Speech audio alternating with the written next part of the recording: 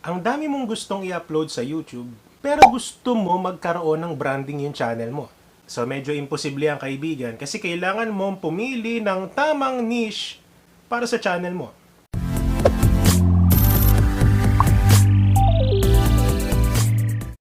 Ayun no, so hello, kamusta mga kapatid? Na again, nandito na naman po si DJMA para sa panibagong vlog kung saan pag-uusapan po natin mga kaibigan is paano nga ba natin malalaman yung tamang content o niche para sa mga channels natin. So by the way guys, sa mga di pa pala nakakakilala sa akin, yes, I am DJMA. So nagbibigay po tayo ng mga YouTube tips, YouTube strategies, and of course mga tutorials na makakatulong po sa inyong YouTube channel growth. So syempre guys, hindi na po natin papatagalin itong discussion na ito. So simulan na po natin ito mga lods. Una sa lahat guys, so every struggle po, no? Ano ba yan? Ingay sa taas. So una sa lahat mga lodi, so bilang nagsisimula pa lang sa YouTube, so alam ko po yung struggle nyo. Because some of you are, sabihin natin, hindi ganun kadami yung talent, but some of you guys ay sobrang daming talent. So yung pagkakaroon ng sobrang talent guys is masasabi ko na meron siyang disadvantage. Because yun nga, sobrang dami mong talent is napakadami mong naiisip na gusto mong i-upload sa channel mo. Which is, sa una, that is normal because ginawa na natin yan before. No? Si DJMA po kasi guys ay nagsimula sa pag-upload ng mga song covers. So, iba-ibang mga videos din. So, may comedy, di ba? Meron din unboxing. So, nagdaan po tayo dyan mga lodi. But, itong topic kasi natin guys is hindi natin siya masyadong gagawing technical kasi gusto ko maintindihan po ng lahat ng mga viewers natin kung ano nga ba yung pwede natin gawing diskarte sa simpleng pamamaraan na hindi na natin kailangan magmalalim. Okay, pag sinabi kong magmalalim is magpakita ng kung ano-anong mga statistics or mga metrics para malaman nyo yung tamang content para sa channel nyo.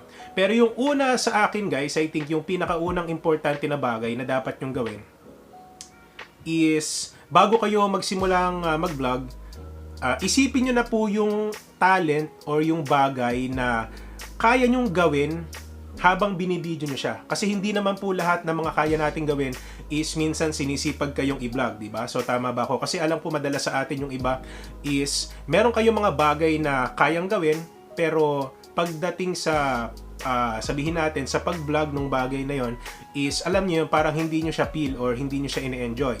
So bukod po doon guys is alam naman natin guys na some of us is ayun na nga busy talaga.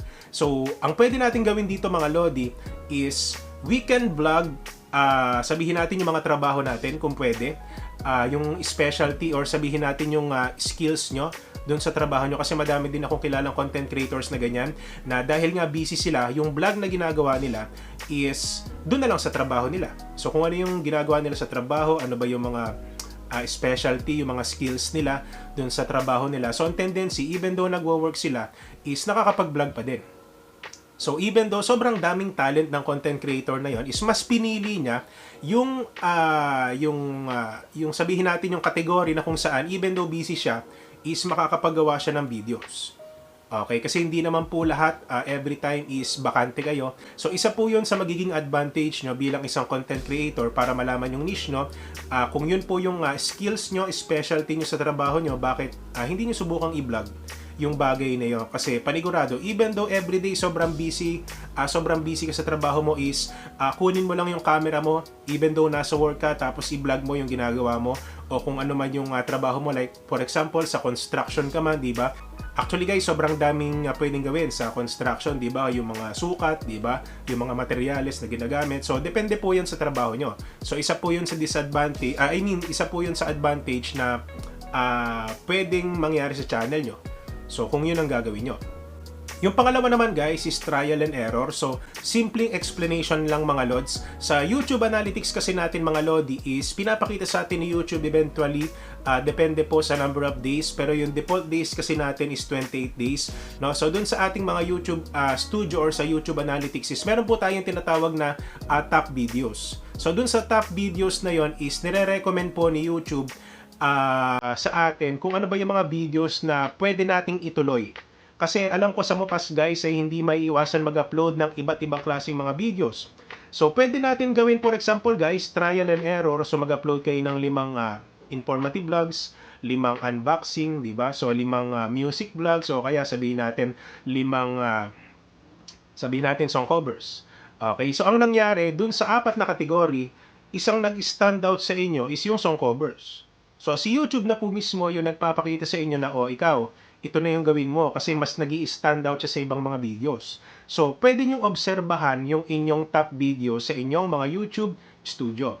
So yung pangatlo naman guys, actually this is the last tip na masasabi ko para malaman nyo yung tamang content o niche na nababagay sa channel nyo is, ayun nga, actually mga lods, pag sinabi kasi natin na itong bagay na ito, masasabi ko na cliche na siya.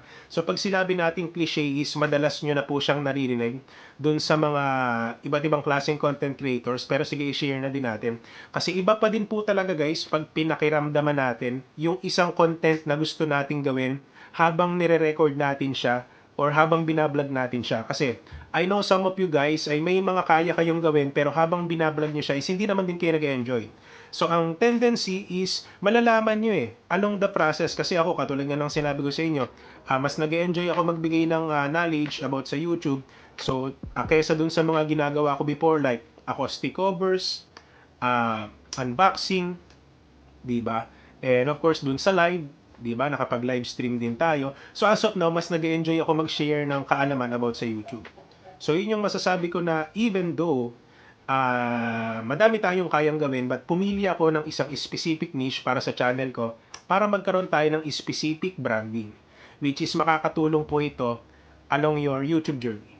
So and again guys, kung madami kayo natutunan sa ating video, so please don't forget to subscribe the channel of DJMA for more YouTube tips, strategies, and latest uploads. So by the way guys, bago po pala natin tapusin itong vlog na ito, so mega love shoutout pala sa mga channels na ito. Ayan, so gusto ko lang pong magpasalamat sa inyo sa non-stop support nyo sa ating YouTube channel, sa walang sawang pagantabay sa ating mga videos and live stream, no? So ayan, maraming salamat po sa inyong lahat guys. So by the way guys, kung and again, nag-enjoy kayo sa ating video, please hit that subscribe button guys, and of course, huwag nyo kalimutan i-hit yung notification bell guys para lagi kayong updated sa ating mga YouTube live stream and videos. So and again, this is your DJMA. Maraming salamat po.